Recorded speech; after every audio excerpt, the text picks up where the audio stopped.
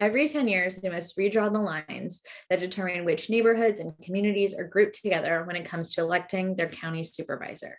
And this year, it's more important than ever that the business community and not just partisan interests are heard, because this process effectively sets the table for important conversations on topics like economic development, housing and homelessness, the closure of Diablo Canyon, and the transition of the Oceano Dunes over the next decade.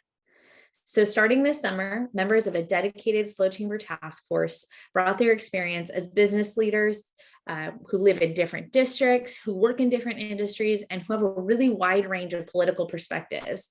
They brought all of that to the table to craft the SLO County 2030 map. This map takes into account the challenges and opportunities that are faced by each of the unique, vibrant communities throughout our county. And last Friday, this map was evaluated by the Board of Supervisors, and it is now one of only 2 maps that have been moved forward for final consideration on November 30th. So today I want to talk to you a little bit about the background and motivation for the task force that drew this map, talk about some of the strengths of this map, why we think SLO County 2030 map is so wonderful, and hopefully encourage you to join the chamber as well as so many other business leaders and business organizations in encouraging the supervisors to adopt it.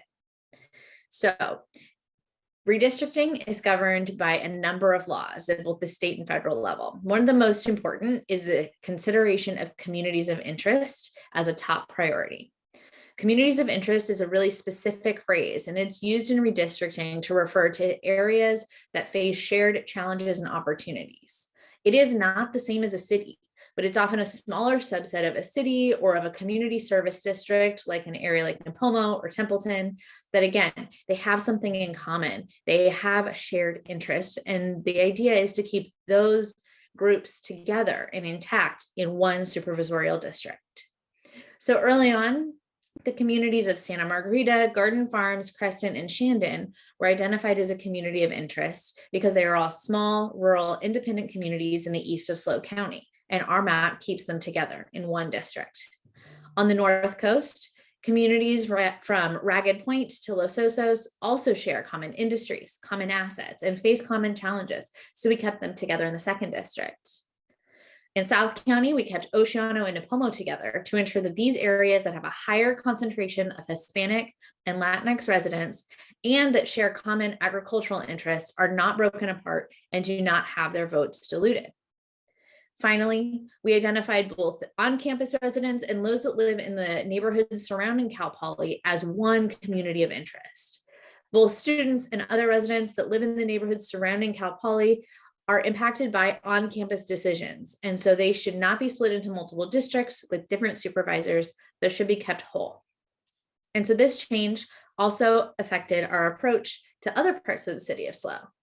Our map has Cal Poly and the immediate neighborhoods that I was just talking about represented by the Fuchsia District, District 5, while downtown and the southern part of the city are represented by the Teal District, District 3, and the area that is northwest of the 101 is in the yellow District 2.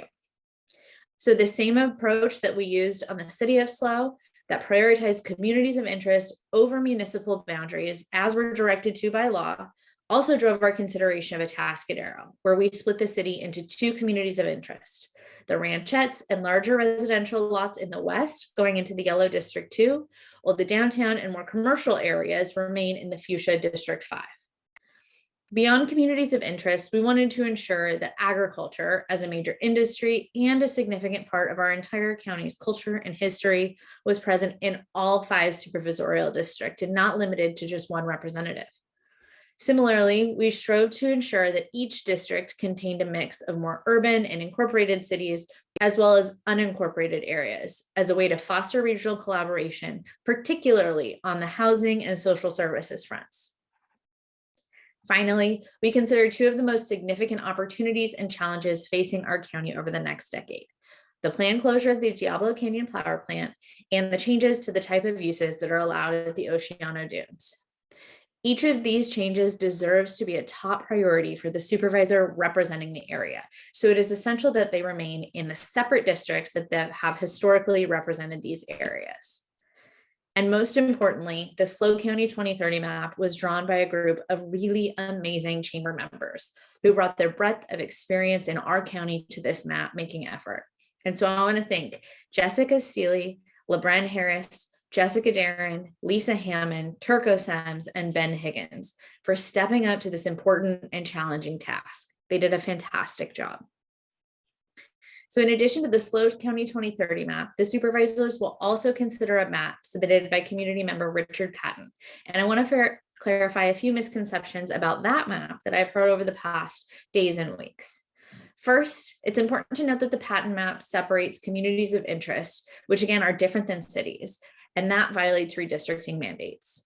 It also does not keep every city whole. As you can see here, it still splits up the city of SLO. Second, it creates districts that cross real geographical boundaries, like the mountains that separate the North Coast from the North County, and they don't have roads that cross over them.